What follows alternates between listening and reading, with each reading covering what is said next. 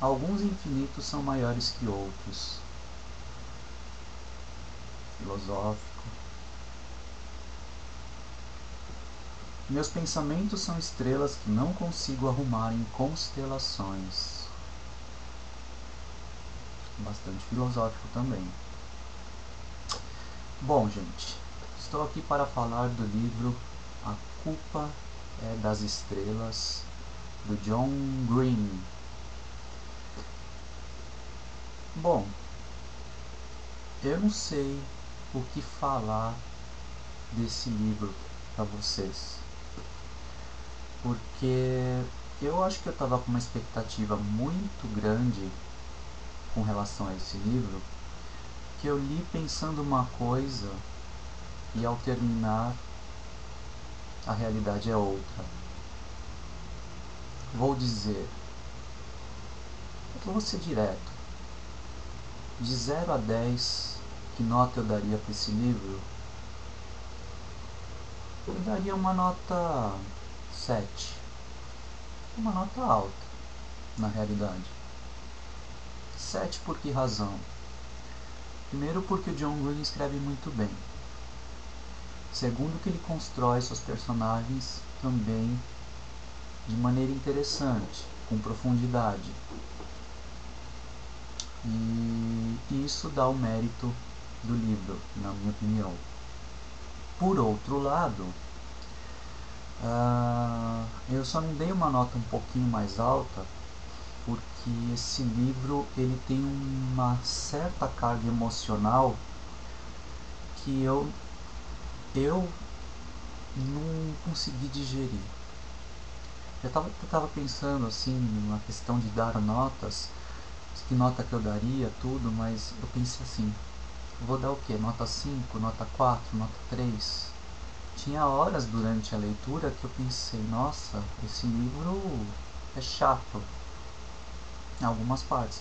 Eu confesso para vocês que na leitura do livro, até a página 100, mais ou menos, eu achei o livro bem chatinho. Da página 100 a 150, o livro começou a evoluir. E o livro começou a ficar interessante mesmo da metade para o final. E não sei o que vocês sentiram ao ler esse livro, mas assim, eu estava com uma expectativa muito grande, muito grande mesmo. E o que eu senti? Eu senti que... Eu vou soltar um pequeno spoiler agora para quem não leu. Não chega a ser um spoiler não, mas pode incomodar quem não leu, não sei. O livro ele é bastante derrotista. O próprio pai da Hazel, da menina que está com câncer de 16 anos, da adolescente de 16 anos que está com câncer, o pai dela, ele tem aqui um trechinho que ele fala a respeito do fato... Quer ver? Um momentinho...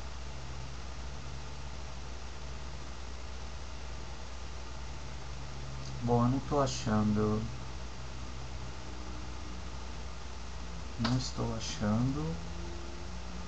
Bom, mas é o seguinte, o pai da Hazel, ela está falando sobre o livro Uma Aflição Imperial, que é o livro que ela mais, de todos os livros que ela já leu na vida, é o livro que ela mais gosta.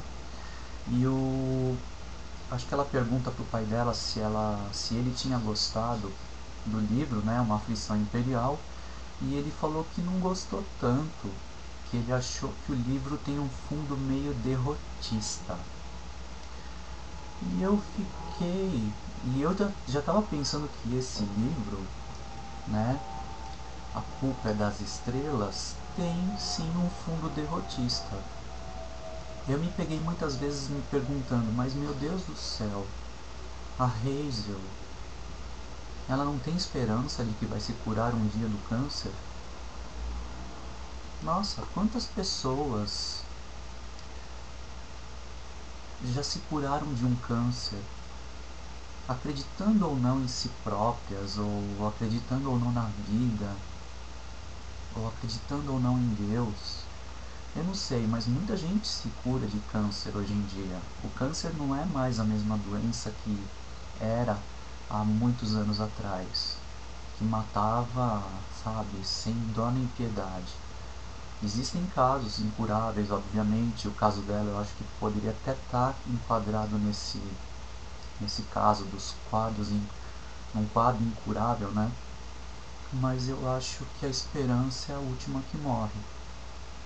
E eu achei que a Hazel assim, durante o livro ela tem um comportamento bem derrotista mesmo, de que tem certeza de que vai morrer por causa do câncer e não por causa da idade.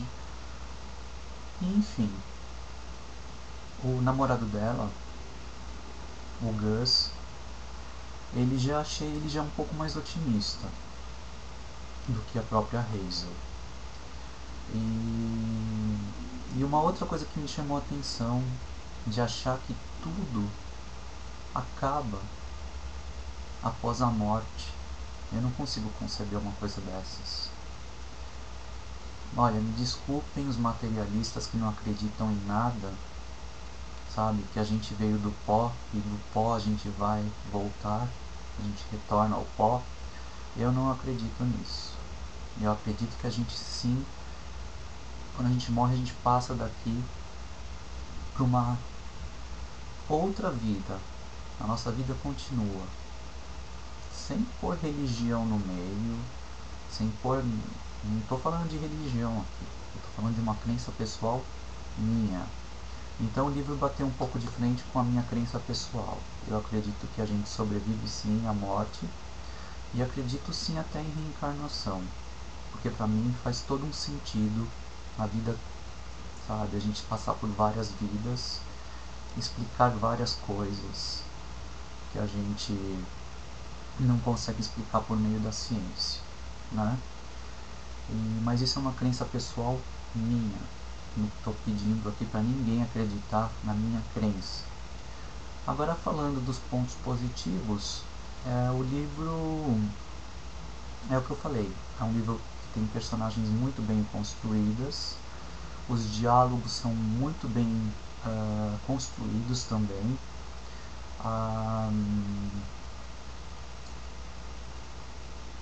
O amor que nasce entre o Gus e a Hazel é muito bonito, é uma história muito bem contada, sabe? É um amor que vai acontecendo devagar, aos poucos, e vai ganhando maturidade, extremamente bem feito, suave. O livro ele é leve, ele procura ser leve, ao mesmo tempo que trata de uma doença terminal, no caso da Hazel e do Gus. Busca assim pôr humor no dia a dia deles, né? Enfim, eu gostei muito sim do livro. Eu dei nota 7 ou 8, agora nem me lembro mais. Acho que foi nota 7, né? Bom, enfim. Deixa eu ver aqui. Bom, eu fiz várias anotações, mas eu não vou me pegar em nenhuma delas. Eu vou ler talvez um trechinho aqui. Deixa eu ver. Página 154.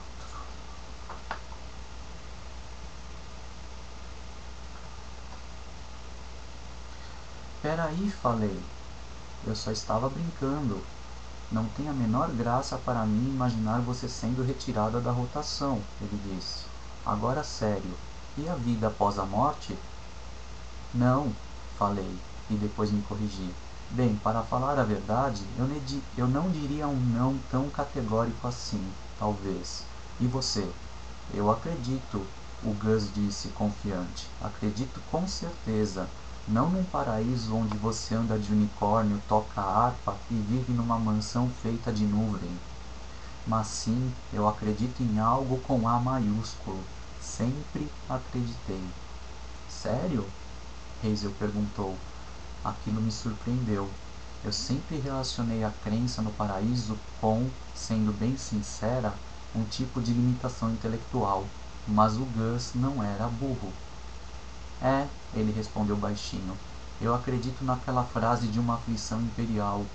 a luz do sol nascente forte demais em seus olhos que perecem. Acho que o sol nascente é Deus, e a luz do sol é muito forte, e os olhos dela estão perecendo, mas não estão perdidos. Eu não acredito que retornamos para assombrar ou consolar os vivos nem nada, mas acho que nos transformamos em alguma coisa. Esse trechinho que eu acabei de ler fala justamente da fé que o Gus tem e da falta de fé que a Hazel tem. E já vou soltar um outro spoiler, eu acho que esse vídeo não é para quem ainda não leu, né? Me desculpem, mas eu acho que a Hazel ela amadurece bastante durante o livro, conforme ela vai vivenciando o câncer dela e conforme ela vai vivenciando a vida amorosa dela com o Gus. Como vocês sabem, o Gus acaba tendo o câncer dele piora, né? Começa a nascer em várias partes do corpo dele outras manifestações do câncer e ele acaba morrendo.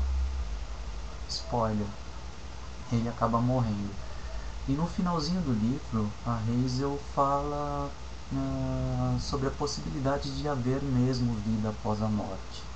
Ela não desconsidera mais essa hipótese que ela desconsiderava. Ela tinha mais ou menos uma certeza, como que uma certeza de que a vida não existe após a morte. E depois, no final, ela questiona isso, mas meio que deixando no ar, não colocando um ponto final na história.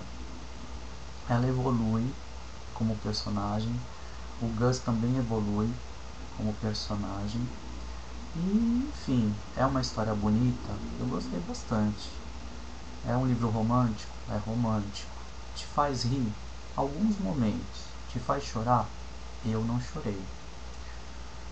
Não que eu não tenha sentido o drama contido no livro.